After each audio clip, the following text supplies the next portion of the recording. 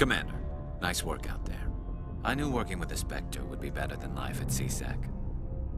Have you worked with a Spectre before? Well, no, but I know what they're like. Spectres make their own rules. You're free to handle things your way. At CSEC, you're buried by rules. The damn bureaucrats are always on your back. For the most part, the rules are there for a reason. Maybe. But sometimes it feels like the rules are only there to stop me from doing my work. If I'm trying to take down a suspect, it shouldn't matter how I do it, as long as I do it. But CSEC wants it done their way. Protocol and procedure come first. That's why I left. So you just quit because you didn't like the way they do things? There's more to it than that. It didn't start out bad, but as I rose in ranks, I got saddled with more and more red tape. CSEC's handling of Saren was typical. I just couldn't take it anymore. I hate leaving. I hope you made the right choice. I'd hate for you to regret it later. Well, that's sort of why I teamed up with you. It's a chance for me to get off the Citadel, see how things are done outside CSEC. Either way, I plan to make the most of this. And without CSEC headquarters looking over my shoulder, well, maybe I can get the job done my way for a change.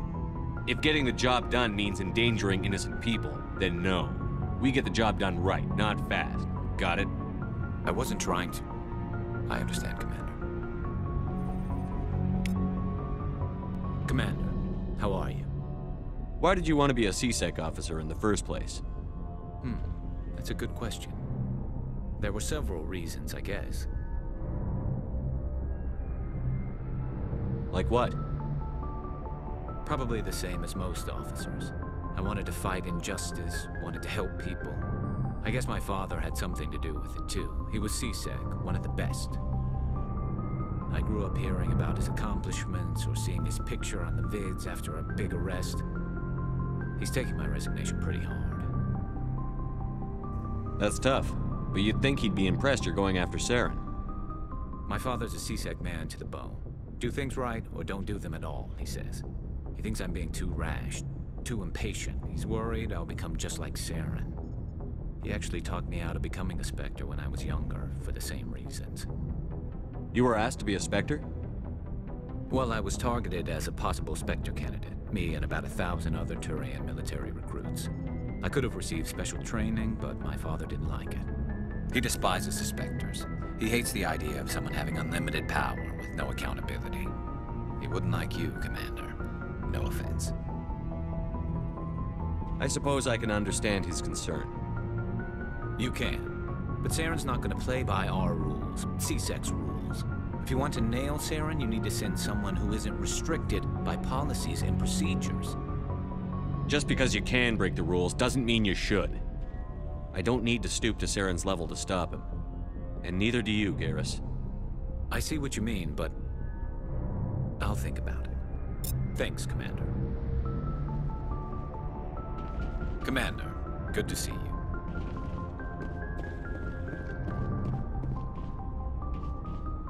Commander, you have a minute to talk? I keep an open door policy. If you have any concerns, lay them on me. All right. I know things are different aboard the Normandy, but I'm concerned about the aliens, Vicarian and Rex. With all due respect, Commander, should they have full access to the ship? They may not serve the Alliance, Chief, but they're allies. At least as far as Saren goes. This is the most advanced ship in the Alliance Navy. I don't think we should give them free rein to poke around the vital systems. Engines, sensors, weapons. You don't trust the Alliance's allies? I'm not sure I'd call the Council races allies. We, humanity, have to learn to rely on ourselves. Standing up for ourselves doesn't mean standing alone. I don't think we should turn down allies. I just think we shouldn't bet everything on them staying allies. As noble as the Council members seem now, if their backs are against the wall, they'll abandon us. You've got a pessimistic view of the universe, Williams. A pessimist is what an optimist calls a realist. Look, if you're fighting a bear and the only way for you to survive is to sick your dog on it and run, you'll do it.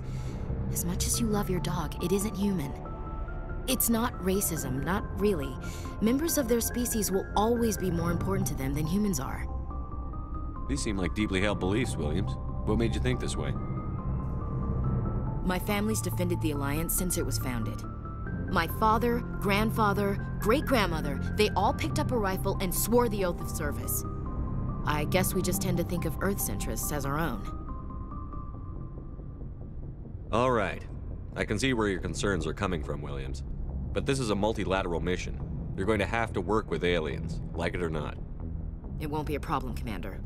You say jump, I say how high. You tell me to kiss a Turian, I'll ask which cheek. Would you kiss anyone I ordered you to?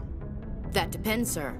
If you ordered me to kiss a superior officer, that would be a violation of the regs concerning fraternization. That would make it an illegal order. I'd be required to decline and relieve you of command. Sir. What's your opinion on the last mission? Not sure I buy Dr. Tassoni's story about her and her mom not talking. They're family, right?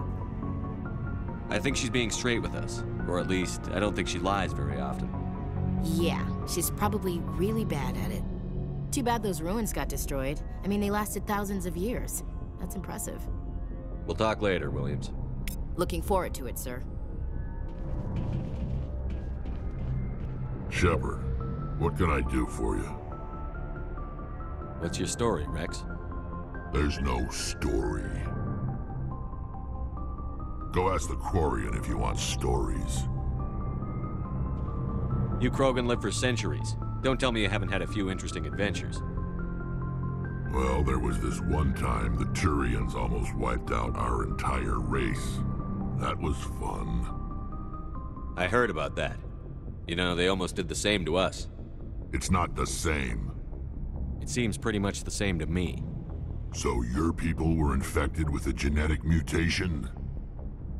An infection that makes only a few in 1,000 children survive birth? And I suppose it's destroying your entire species?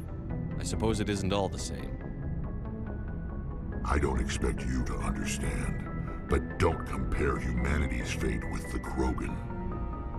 I was just making conversation. I wasn't trying to upset you. Your ignorance doesn't upset me, Shepard. As for the Krogan, I gave up on them long ago.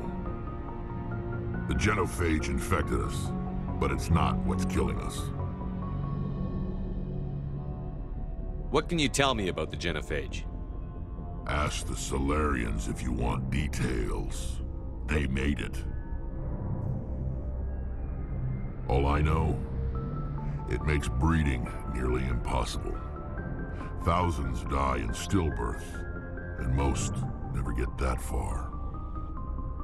Every Krogan is infected, every one. And no one's rushing to find a cure. Why don't the Krogan try to find a cure?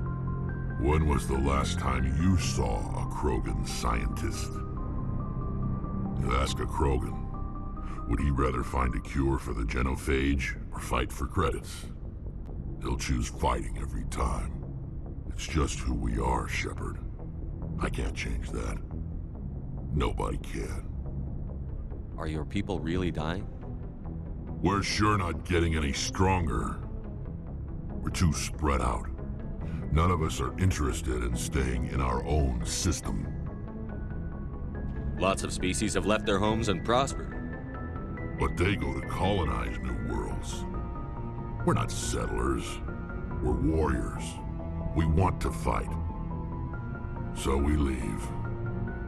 Hire ourselves out. And most of us never go back. So long, Rex.